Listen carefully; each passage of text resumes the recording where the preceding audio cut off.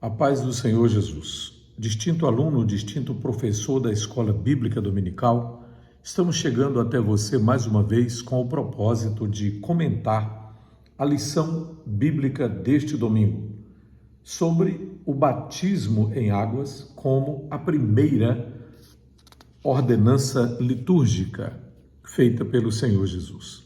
É bem verdade que Jesus fez diversas ordenanças. Por exemplo, quando ele ordenou a pregação do Evangelho a toda criatura, outra ocasião, quando ele ordenou que os seus discípulos deveriam amar uns aos outros, são também ordenanças.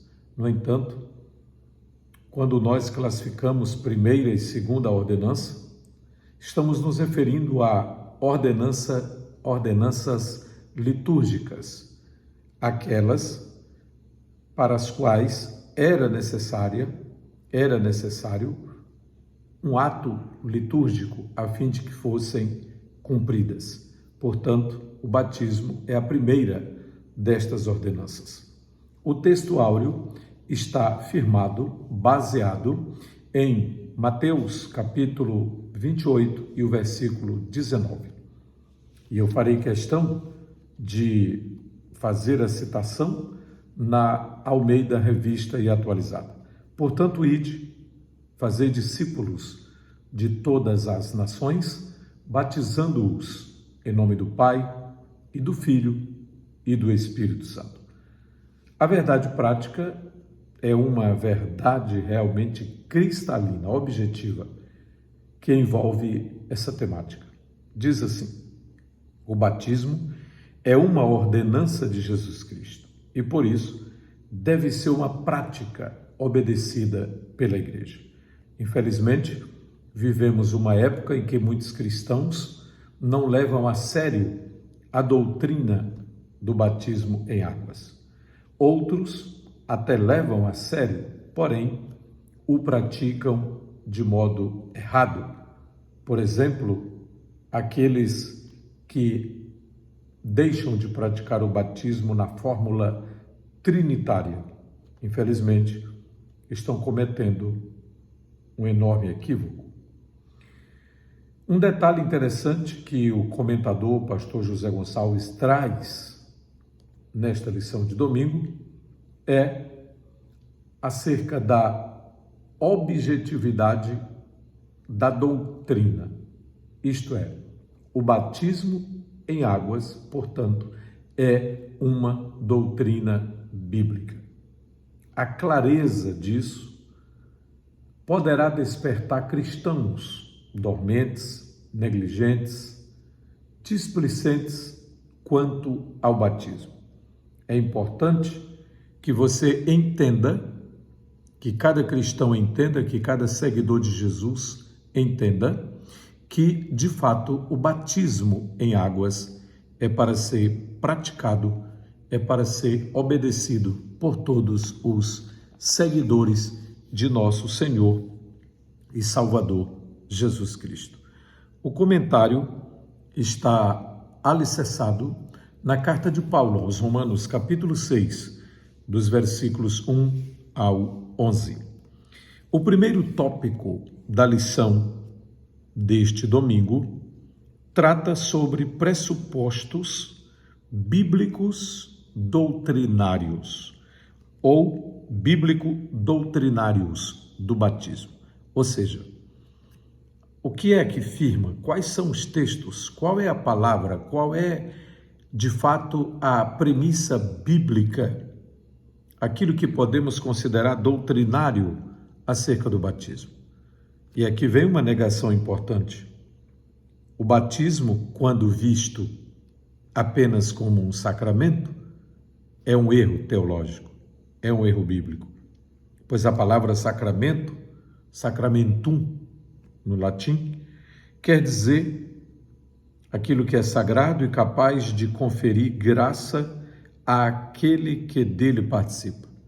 Essa foi uma ideia de Agostinho, o bispo de Hipona, que viveu no norte da África e introduziu esse desvio doutrinário na igreja.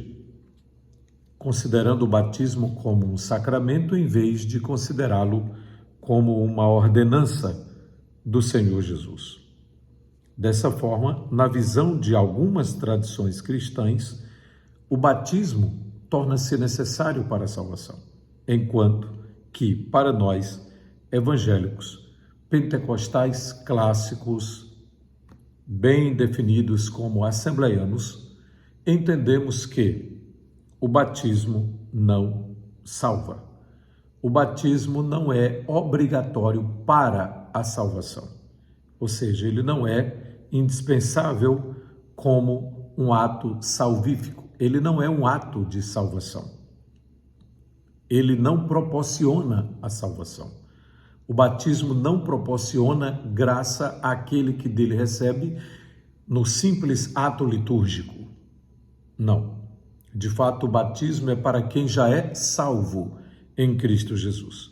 O batismo é para quem já arrependeu-se de todos os seus pecados e deseja professar publicamente sua fé em Cristo Jesus. Em meu livro Edificando a Igreja pelo Ensino da Palavra, volume 1, eu faço em aproximadamente 4 páginas um comentário interessante sobre o que não é o batismo.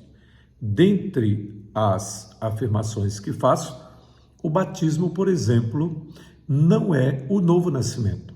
Há muita gente que confunde regeneração com batismo em águas, pelo fato de Jesus ter dito que é necessário nascer da água e do Espírito, e muita gente associa essa palavra água ao batismo, quando de fato, ali, naquele texto, Jesus está usando a palavra água, não se referindo à necessidade do batismo em águas, mas está se referindo à palavra, pois depois Paulo explica isso em Tito capítulo 3 e o versículo 5, e o próprio Jesus diz em João 15:3, vós já estáis limpos pela palavra que vos tenho falado. Pedro também explica essa regeneração pela palavra e não pelo batismo. Agora, outro detalhe importantíssimo, além de considerar que o batismo não é um sacramento, mas ordenança de Cristo, o batismo é, de fato, considerado, dentro do texto pronunciado por Jesus, parte da grande comissão. É interessante que Jesus, ao declarar a grande missão da igreja, ele incluiu o batismo e disse que seus apóstolos, seus discípulos, deveriam batizar os novos discípulos na fórmula trinitária, isto é, em nome do Pai e do Filho e do Espírito Santo. Não há no batismo em si mesmo um poder mágico capaz de transmitir graça para a salvação.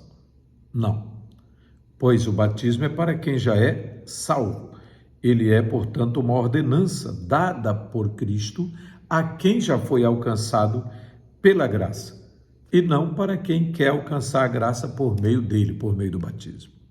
Bem entendido isso? E o pastor José Gonçalves também nos traz um detalhe muito interessante, que o batismo deve ser administrado para adultos e não para bebês. Este foi um equívoco. Quanto a isso, Agostinho cometeu um outro equívoco quando deixou entender que, ou defendeu o batismo também para bebês, quando na verdade nós, mais uma vez digo, evangélicos, cristãos evangélicos, pentecostais clássicos, especificamente assembleianos, entendemos que o batismo deve ser aplicado a pessoas adultas, a pessoas que já têm a idade da razão e, portanto, têm maturidade para crer e para fazer escolhas. Assim, o batismo em águas é uma ordenança que deve ser ministrada a pessoas adultas. No segundo tópico da lição de hoje, acerca do batismo em águas como uma ordenança litúrgica, uma ordenança do Senhor Jesus, o batismo agora é comentado na segunda parte, no segundo tópico da lição, como um símbolo interessante. Através do símbolo, chegaremos ao conteúdo, à natureza bíblica, teológica do batismo. O símbolo do batismo é uma identificação com Cristo. O batismo por imersão simboliza a união do crente com Cristo. Por meio de sua morte e sepultamento e também ressurreição, Jesus deixou claro, ou melhor, Paulo deixou claro, que a morte, o sepultamento e a ressurreição de Jesus seriam uma figura, ou seja, o batismo pode simbolizar, assim como Jesus morreu, o cristão morre para o mundo, para o pecado. Assim como Jesus foi sepultado, o cristão tem os seus pecados sepultados. O ato de imergir, isto é, de desaparecer nas águas, de ser mergulhado, de ser imergido, lembra, parece ou simboliza o sepultamento de Cristo Jesus. Como Cristo ressuscitou em um corpo glorificado, cumprindo as promessas do eterno Deus, assim Paulo lembra que o cristão nasce para uma nova vida em Cristo. Aquele que aceita, aquele que pratica, portanto, o batismo em águas, está dessa forma contribuindo, entendendo, praticando e, ao mesmo tempo, testemunhando de algo que já aconteceu no seu interior. É muito interessante pensar nisso. O apóstolo mostra que o ato de imergir da água, por exemplo, onde havia sido submerso, retrata com precisão a identificação do cristão com a ressurreição de Cristo. Essa mesma verdade é afirmada na carta aos Colossenses, onde ele diz: sepultados com ele no batismo, sepultados com ele no batismo, nele também ressuscitastes pela fé no poder de Deus que ressuscitou a Cristo dentre os mortos. Isso simboliza que o cristão morreu para uma velha vida. O cristão entrou em uma nova vida com Cristo. Seus pecados foram sepultados.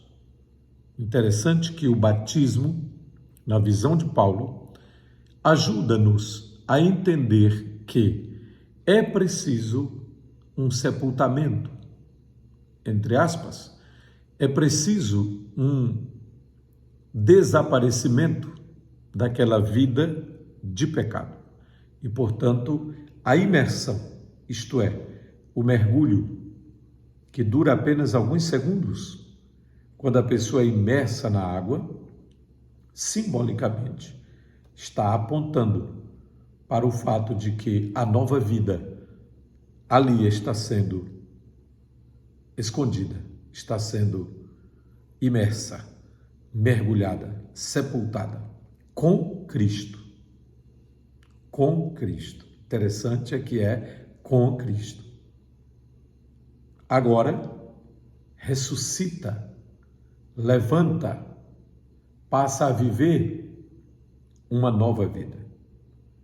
O apóstolo fez questão de explicar isto para os seus leitores, para os leitores de sua carta aos Romanos, no capítulo 6. Que diremos, pois? Permaneceremos no pecado, para que a graça seja mais abundante? De modo nenhum. Nós que estamos mortos para o pecado, como viveremos ainda nele? Ou não sabeis que todos quantos fomos batizados em Jesus Cristo, fomos batizados na sua morte, de sorte que fomos sepultados com ele. Olha aí, com ele, com Jesus, pelo batismo, na morte, para que, como Cristo ressuscitou dos mortos pela glória do Pai, assim andemos nós também em novidade de vida. Ou seja, ressuscitando, levantando, emergindo para uma nova vida. Esse é o símbolo maior do batismo. Mas há um propósito no batismo. E que propósito é esse? No contexto da fé bíblica, significa que o crente, quando desce às águas batismais, ele está testemunhando de forma pública a sua nova fé, a sua nova vida em Cristo Jesus, conforme Atos capítulo 2 e o versículo de número 41. Quem se candidata ao batismo deve estar convicto daquilo que está fazendo, inclusive convicto daquilo que realmente crê. O batismo, portanto, é para salvos, convertidos, pessoas decididas, dispostas a seguir Jesus por toda a vida. Inclusive, uma das coisas que aprendi com os meus pastores veteranos, a quem tive o privilégio de auxiliar, na hora da profissão do batismo, costumamos perguntar: o irmão promete amar e servir a Deus todos os dias da sua vida? O irmão promete ser fiel a Cristo Jesus como um verdadeiro discípulo de Jesus até que ele venha? Claro, isso depois de fazermos as perguntas atinentes à doutrina, especialmente a doutrina da Trindade, a doutrina da salvação unicamente pela fé em Cristo Jesus, dentre outras que podemos abordar na hora da profissão de fé. Um detalhe interessante é que a pessoa a ser batizada precisa estar consciente. Eu, particularmente, durante meu ministério pastoral, já recebi pessoas de outros movimentos conhecidos como cristãos, pessoas que haviam sido batizadas inconscientes. Um deles, por exemplo, havia sido batizado saindo de uma embriaguez, ou seja, ainda estava meio tonto ou praticamente embriagado quando lhe indagaram se desejava descer as águas do batismo. Claro, ele desceu as águas do batismo sem, de fato, saber o que estava fazendo. Tempos depois, ouvindo melhor o Evangelho, ele entendeu que precisava fazer uma profissão de fé consciente, pois, de fato, ele agora se considerava convertido a Cristo Jesus e, portanto, estava disposto a professar sua fé verdadeiramente, uma vez por todas, em Cristo Jesus. É importante entender isso. Assim, não há espaço para indecisão. O que quer dizer isso? O que queremos dizer com isso? Somente cristãos indecisos rejeitam ser batizados.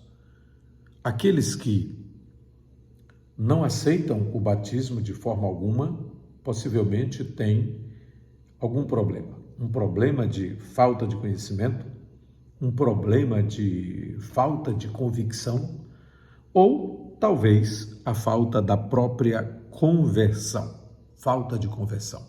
Porque aquele que realmente abraçou a fé em Cristo Jesus não tem dificuldade em obedecer uma ordem de Cristo Jesus, especialmente uma ordem tão interessante, tão importante, abrangente, biblicamente clara nos evangelhos e nas doutrinas apostólicas, nas cartas apostólicas, nas doutrinas bíblicas tão claras no Novo Testamento. Assim, o batismo em águas é para pessoas conscientes de sua fé e de seu desejo de servir a Deus pelo resto de suas vidas aqui na Terra. É para pessoas que já cortaram, de fato, o cordão umbilical com o mundo, pessoas que abraçaram a fé, pessoas que não estão pensando em desviar-se dos caminhos do Senhor, mas pessoas que estão dispostas a servir a Deus até o fim de suas vidas. O último ponto, a última parte da lição de hoje, é quanto à fórmula e o método do batismo. A fórmula, conforme a fé cristã, evangélica, pentecostal, a fórmula é a trinitária. Durante a grande comissão, enquanto dava, fazia, expressava a grande comissão, Jesus orientou seus discípulos. Portanto, ide, fazei discípulos de todas as nações, batizando esses discípulos em nome do Pai e do Filho e do Espírito Santo. Essa é a fórmula trinitária do batismo cristão. Isso porque esse texto cita as três pessoas da Trindade: o Pai, o Filho e o Espírito Santo. Um só Deus, uma só essência divina, um só ser, uma só divindade, porém, três pessoas distintas. No rito do batismo, a orientação de Jesus precisa ser seguida pela invocação do nome do Pai e do Filho e do Espírito Santo. Há uma fórmula que alguns grupos de cristãos costumam usar devido a um equívoco que alguns cometem, baseado em dois textos do livro de Atos, chegando a batizar somente em nome de Jesus. Estas pessoas estão esquecidas que o que é dito, ou elas não conseguiram perceber que o que está dito nesses textos de Atos 2:38 e Atos 19:5 é que o batismo, na verdade, era feito na autoridade de Jesus, isto é, naquilo que ele fez e ensinou, olhando para Jesus como exemplo, como modelo. Então, muitos não entendem e, por isso, batizam apenas em nome de Jesus, deixando de cumprir a própria ordem do Senhor Jesus, quando diz: ide, portanto, fazer discípulos de todas as nações, batizando-os em nome do Pai e do Filho e do Espírito Santo. Assim, quando observamos a palavra batismo, no grego baptizo, lembramos que ela possui o sentido de mergulhar ou submergir. Assim, vários textos bíblicos mostram que a prática do batismo deve ser por imersão. O povo saía para ser batizado por João no Rio Jordão, isto é, dentro do rio. É o sentido da palavra. Assim, da mesma forma, quando foi batizado, a Bíblia diz que Jesus saiu da água. Ou seja, o texto bíblico é claro. E ainda diz em João 3:23 que João batizava onde havia muita água. Assim, a lição de hoje abordou o importante assunto do batismo em águas como uma ordenança litúrgica do Senhor Jesus. Uma ordenança para ser cumprida.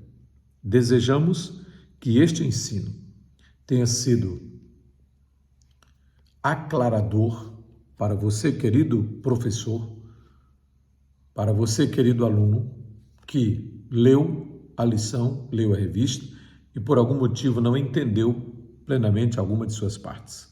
Desejamos que o Espírito Santo ilumine a sua mente cada vez mais e que você seja um aluno cada vez mais edificado, consciente e presente na escola bíblica dominical. Que Deus o abençoe hoje e